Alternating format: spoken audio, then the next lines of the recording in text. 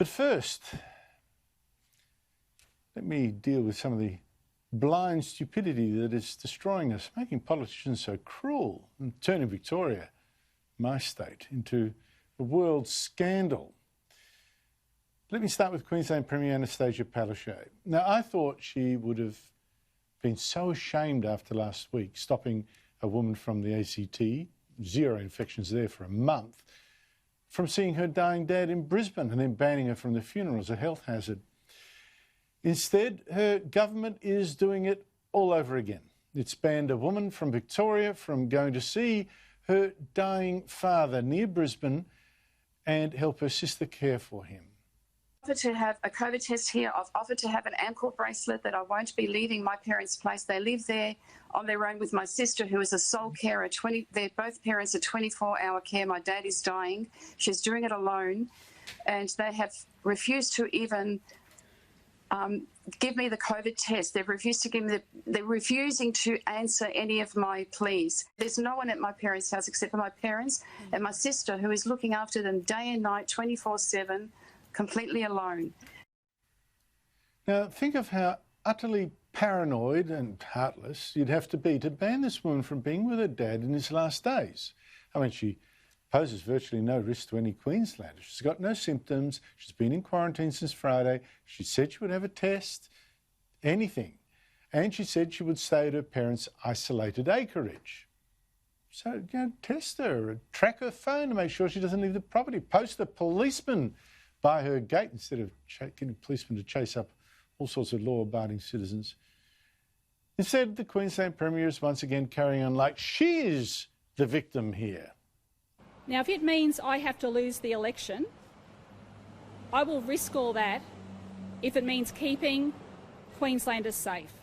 I will always stand up for what I believe to be right in this state. I'm putting myself out there, I'm putting myself on the line. But I'm making no apologies for keeping Queenslanders safe during this time. What a hero, praising herself for being so tough, when she's actually cruel and unnecessarily cruel. But she gets away with it because the paranoia now about this virus, it's just incredible, this absurdly exaggerated fear. It's not just here in Australia. New Zealand's Prime Minister has just announced her nationwide bans there will keep going for at least another week, even though in the entire South Island, there has not been a single new infection for 3.5 months. What insanity is this? But once again, it's Victoria which sets the standard for brutality. And things are really changing. There's such a nasty change to the culture coming that I think we will have to live with this for a long time to come. Today, Premier Daniel Andrews said he had no option but to continue what is in fact the world's harshest shutdown. Sure, new infections today in Victoria down to just 35, many from just 2 suburbs of Melbourne or from contacts of aged care workers. You would think, by the way, why not just blitz that? But no, says Andrews, let's keep smashing the whole state. Otherwise, look at Europe, he said today. Spain, the United Kingdom, the list goes on and on. Their case numbers are at such a high level that they're in exactly the place that we don't want to be in as part of a third wave. We simply must do everything we can to avoid that. Well, let's look indeed at Europe, because I think it is sending a very different message about how we can live with this virus and don't need to shut people in their homes. It is true that there is a second wave of infections in Europe. In fact, too high for safety. In fact, several countries, the second wave is worse than the first one. But what is stunning is that this huge rise of infections this time does not come with much of a rise at all in deaths. Look at that, or not yet. And this is actually significant, particularly when this time Europe has not shut down like it did with the first wave, when countries like France were as tough as Victoria is today. That means that in this second wave in Europe, people are now living with the virus, but not really dying from it. What we're seeing is this, as the Old bans eased, the young and fit went back to work, went out more, many are, yes, now getting infected, but this virus very rarely kills the young. That's not why we smash an economy, close everything down. Meanwhile, the old aren't dying so much, which should be our first concern, the dying. British figures show that the old are now also a much smaller proportion of people getting infected. How about that? Maybe they're more careful. Maybe nursing homes are now better protected. And that, by the way, was Victoria's terrible, fatal mistake. Letting the virus get into nursing homes. More than 75% of the dead were there. And maybe doctors now know better how to treat this virus. But ultimately, Europe shows that what Victoria has, a curfew, stay-home bans, retail shops shut, a ban on visitors. No, not if our aim is to save lives, but still live as human beings. And I reckon a lot of Victorians are finally seeing this too. The result, though, is a clash that's led to scenes this past week I never thought I'd see here. Shameful scenes that suggest the police state in Victoria. Police used en masse to enforce a cruel lockdown, which many citizens now think is so harsh and so unjustified, so irrational, that they will risk a $1,600 fine to protest against it.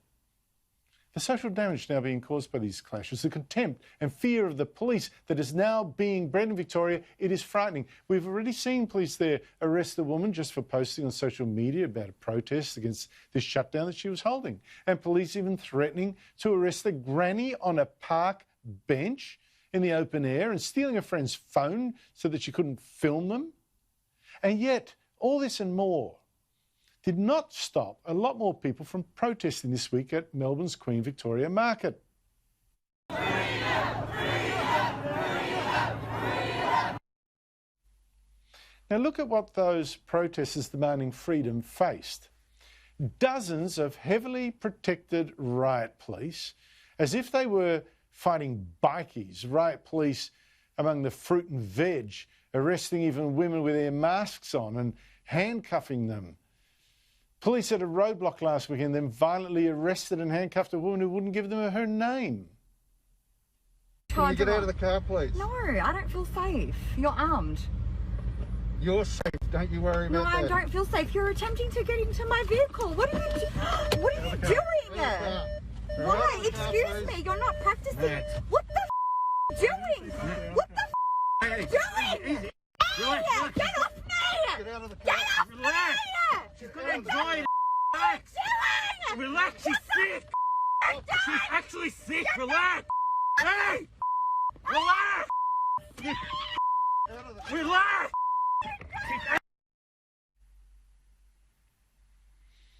The way that officer was screaming and abusing the woman and the bruises she says she suffered suggests to me that police are now being brutalised by being used like this against normally law-abiding and peaceable citizens who trust them, or did. And does this brutalising perhaps help to explain the extraordinary violence which police on the weekend then used against the man who's bipolar, apparently having an episode, arrested after he fled a hospital, even ramming him with a police car, sending him flying, and then kicking him in the head to the outrage of his father? He's in ICU and in a coma, and they put him in a coma last night so they could do a CT scan on his head because he was stomped on or kicked by the police. He's a danger to himself, a danger to no one else. He might be 6'5" and looks like Hulk Hogan, but he's a gentle giant, and the police had no right to do what they did. That this man is in a coma, I haven't confirmed that. But what is true, and I know this to be true, is that this virus is costing us more than lives. It's costing us more than hundreds of thousands of lost jobs. It's costing us more than hundreds of billions of borrowed dollars. Something else is being lost, and particularly in Victoria. Trust in government, in our police. The social bonds that bind us are being cut.